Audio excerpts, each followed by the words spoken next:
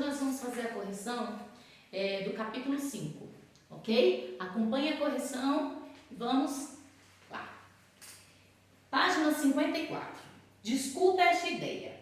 Identifique na biosfera 2 diferentes ecossistemas aquáticos e 2 diferentes ecossistemas terrestres. Foram explicados quais são os ecossistemas terrestres e foram explicados também quais são os ecossistemas aquáticos. Então, você poderia escolher 2, né, gente? Poderia ser terrestre, Mata Atlântica, Mata das Araucárias, né? Poderia ser os desertos, os campos, as florestas. E 2 aquáticos. Poderiam ser o quê? Rios, lagos, oceanos, né? Entre outros aí. Beleza? Ok. Página 55. Trabalhe as suas ideias. Letra A. Leia este trecho da letra da música Suíte dos Pescadores, do compositor Dorival Caymmi. Minha jangada vai sair pro mar. Vou trabalhar, meu bem-querer. Se Deus quiser, quando eu voltar do mar, um peixe bom eu vou trazer. Pesquise se necessário e cite 2 exemplos de peixes que vivem no mar e 2 exemplos de animais que vivem no mar e não são peixes. Então, vocês poderiam escolher, né, gente, qualquer peixe aí que vive no mar. Poderia ser tubarão, pescada, robalo, tainha, sardinha. E 2 animais que vivem no mar e não são peixes. Lula, lagosta, camarão, golfinho, baleia e etc. Beleza? Letra B.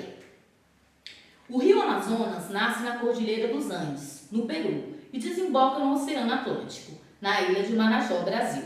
Sua extensão é de aproximadamente 7.000 quilômetros. Em alguns trechos, a profundidade desse rio é superior a 100 metros. Pesquise se necessário e cite 2 exemplos de peixes que vivem em rios brasileiros e 2 exemplos de animais que vivem em rios brasileiros e não são peixes. Então, peixes aí, né, de água doce, que vivem em rios. Dourado, pintado, pacu, tambaqui, tucunaré, piranha, lambari, entre outros aí. E 2 animais que não são peixes. Peixe-boi, apesar do nome, tá, gente? É um mamífero, peixe-boi, ok? Certos caranguejos, camarões e caramujos. Desculpa. Vamos lá. Página 58. Trabalhe esta ideia 3. Observe a foto e responda à pergunta.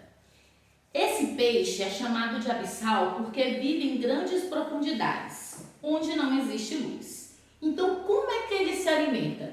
Como é que os peixes abissais aí se alimentam, gente? E aí? Gente, embora esse animal ele viva em onde não há luz, ali existem também seres fotossintetizantes que nós chamamos de algas, tá? Então, esses animais aí, eles podem ser herbívoros, carnívoros ou detritívoros. Ou seja, eles podem se alimentar aí também de outros animais e de detritos orgânicos. Beleza? Agora vamos fazer a correção do mapa de conceitos da página 63. Lembrando que o mapa de conceitos, né, é um resumo do capítulo. Então, eu sempre peço para vocês copiarem esse esqueminha no caderno. Ok, galerinha? Vamos fazer a correção. A vida na biosfera.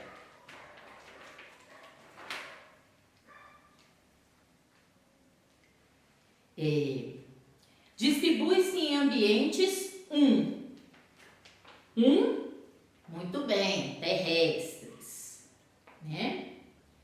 Os ambientes aquáticos têm 3 tipos de seres vivos de acordo com o deslocamento. 2 não se deslocam por atividade própria. São os plânctons, muito bem. Nécton se locomove, né? Se desloca por atividade própria. Bentos vivem restritos, 4, ao ambiente aquático. ao fundo do ambiente aquático. 5. Características como inverno longo e verão curto, frio intenso, vegetação rasteira. Tundra. Isso. Floresta temperada, característica de 4 estações do ano bem definidas e as folhas caem no fim do outono. Vegetação exuberante, clima quente e úmido e a fauna é rica e variada. 8. Característica predominante de vegetação rasteira, campo. Muito bem. E 9. Deserto com características com solo árido, escassez de água, principal fator que limita a vida vegetal e animal. Então, o mapa de conceitos ficou da seguinte maneira: 1. Terrestre, 2. Plâncton, 3. Desloca-se, 4. Ao fundo, 5. Tundra, 6. Outono, 7. Úmido, 8. Campo e 9. Água. Agora vamos fazer a correção da página 65. Número 1. As algas microscópicas flutuantes dos mares são seres planctônicos. Já os tubarões são bentônicos e as estrelas do mar são animais nectônicos. Você concorda com essa afirmativa? Explique sua resposta. E aí, galerinha? Tá certo ou tá errado? O aluno deverá concordar, tá, gente? Tá certinho. As algas citadas são planctônicas, pois fazem parte do plâncton. E discordar na segunda afirmativa. Por que a segunda afirmativa você tem que discordar? Porque o tubarão é um nectônico. Ele se desloca, tá, ativamente no ambiente, galerinha. E a estrela do mar é um animal bentônico, né? Ele vive restrito aí ao fundo do mar. Então, você concorda com a primeira, a segunda não concorda e a terceira você concorda. Beleza? Número 2. Nos mares e oceanos, peixes podem ser encontrados tanto nas regiões iluminadas como nas regiões afóticas, sem luz. Letra A. A quantidade de peixes é a mesma nessas duas regiões? Por quê? E aí, galera? Vocês acham que a mesma quantidade de peixe eu encontro numa região e encontro na outra? Letra A, né, gente? Nas zonas iluminadas, há seres fotossintetizantes. Então, portanto, vai ter maior abundância de alimento. Se tem mais abundância de alimento, com certeza vai ter uma maior quantidade de peixes. Beleza? Letra B.